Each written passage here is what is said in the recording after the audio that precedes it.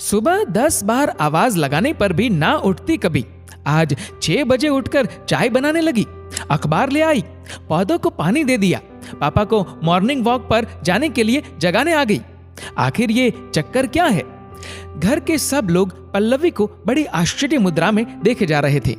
जब सबके सब्र का बांध टूट गया तो उसने मासूम से लहजे में कहा, वहां ससुराल में थोड़ी कोई होगा मेरे आगे पीछे घूमने के लिए। शादी तय हुए अभी 3 महीने ही हुए थे और पल्लवी की समझ में इतना परिवर्तन। बेटी को बड़ी होते देख सब खुश भी थे और दुखी भी। शादी हुई, पल्लवी अपने नए घर आई। सुबह नींद नहीं खुलेगी सोचकर वह पूरी रात नहीं सोई। जल्दी नहा धोकर पूजा कर अपनी पहली रसोई की तैयारी की और सोचने लगी, क्या बनाऊं जो सबको अच्छा लगे, बच्चों को भी पसंद आए। इस कश्मकश में लगी थी कि एक सहज मीठी सी आवाज आई, पल्लवी तुम इतना जल्दी क्यों उठ गई बेटा? राहत का चस्का था उन स्वरों में। पल्लवी ने पीछे मुड़ के देखा तो सासू मां हाथ में शादी के हिसाब के कुछ पन्ने लिए खड़ी थी।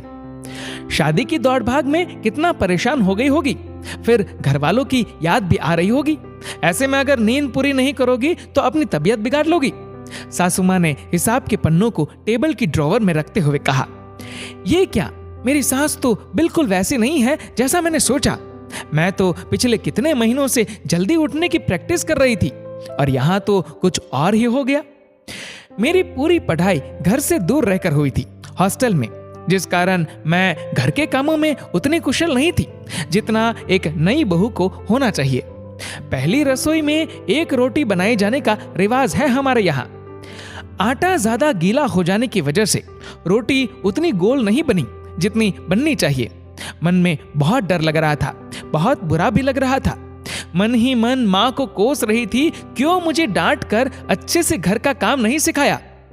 सुबह की रस्म जैसे तैसे हुई। सब लोगों के लिए खाना बनाने की तैयारी हो रही थी। मैं किचन में खड़ी समझने की कोशिश कर रही थी कि कुछ प्रयास मैं भी करूं खाना बनाने का। तभी वही आवाज वापस आई, पल्लवी देखो आज मैं क्या बना रही हूं, मटर पनीर की सब्जी, गाजर का हलवा और लच्छे पराठे।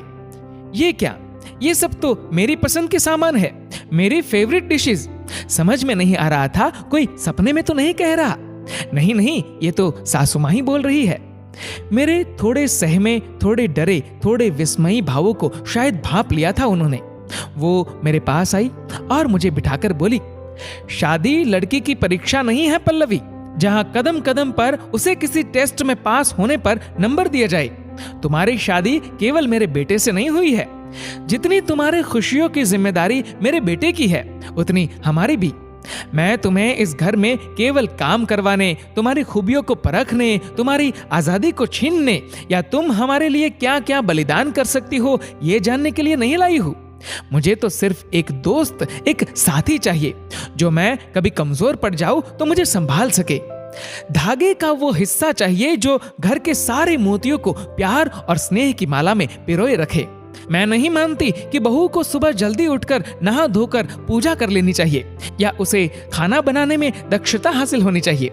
अगर उसे कुछ आना चाहिए तो वो है प्यार करना, परिवार से, छोटे छोटे बदलाव से और सबसे जरूरी खुद से। हाँ, बिल्कुल ठीक सुना तुमने। जब तक तुम खुद से प्यार नहीं करोगी तुम खुश नहीं रह पाओगी। ये शादी तुम्हारे सपनों की कुर्बानी नहीं है बेटा, तुम्हारे सपनों की उड़ान है। हम सब तुम्हारे साथ हैं, हर कदम, हर पल, हर समय। आज पल्लवी की शादी को 9 साल हो गए हैं, लेकिन उसने अपनी शादी से जो सबसे अनमोल रिश्ता कमाया था वो था माँ। हाँ, वही सासू माँ अब माँ बन गई थी। बहुत उतार चढ़ाव देखे थे पल्लवी ने अपने जीवन में।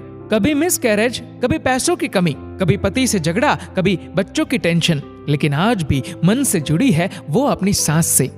हर पल वो यही कामना करती है कि जब उसका बेटा बहू लेकर घर आए तो वो उसकी सास जैसी सास बन सके या उनका अंश ही सही। दोस्तों, इस वीडियो को लेकर आपकी क्या राय है नीचे कमेंट करके जरूर बताएगा। और अगर आपको वीडियो अच्छा लगा हो तो इस वीडियो को लाइक करेगा, शेयर करेगा ज्यादा से ज्यादा लोगों तक। और ऐसे ही और भी इंस्पिरेशनल वीडियोस के लिए सब्सक्राइब करें हमारे यूट्यूब चैनल को और फेसबुक पर फॉलो करें हमारे पेज को। धन्यवाद।